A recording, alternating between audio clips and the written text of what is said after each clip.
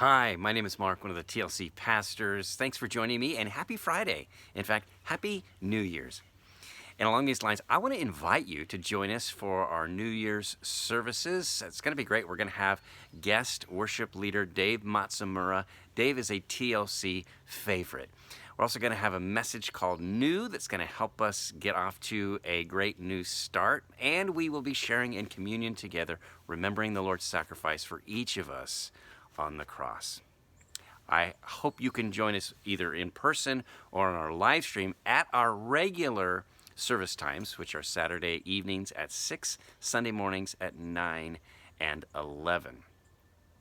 Well, have you ever noticed when it comes to New Year's, there's two kinds of people? There are first people who make resolutions, and there are those who do not. But regardless of whichever camp you belong to, it doesn't really matter because we all tend to think about ways that we can start the new year fresh, how we can improve our lives in some way. In fact, in America, the most popular resolution is to improve one's physical health. And this is of course, why sales for gym memberships and running shoes and new diet plans, they just go through the roof. And listen, don't get me wrong, man. If you're able to stick to a new diet or a new exercise routine, more power to you. I really wish you every success. But the reality is that there is more to life than having perfect health or, perfect fitness. As important as those things are, and they are a huge blessing, but you can't have perfect health or perfect abs forever. But you know what you can have?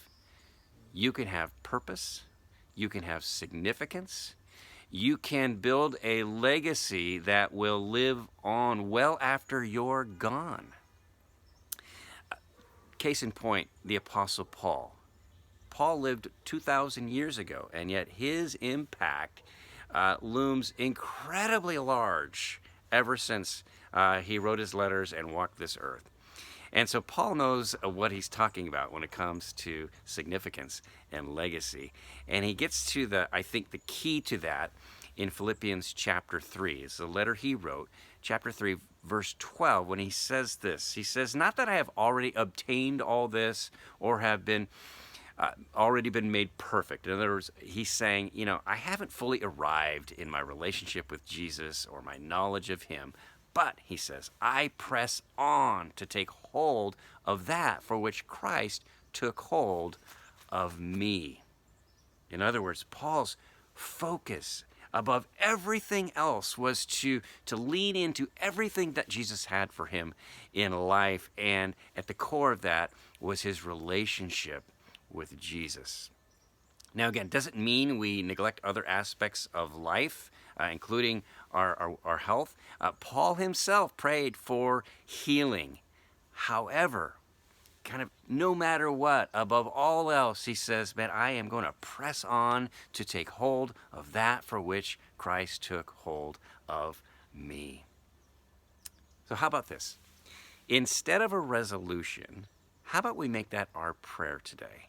That we would ask the Lord that in this new year, Lord, help me to grow and experience you in relationship in ways that are richer and deeper than ever before. Help me to take hold of all of that which you took hold of me. I don't want to miss out on any of it. Sound good? All right. Well, I'm going to invite you to speak to the Lord about that right after this video. But for now, let me just say, God bless you. And I hope you have a great day and a great new year.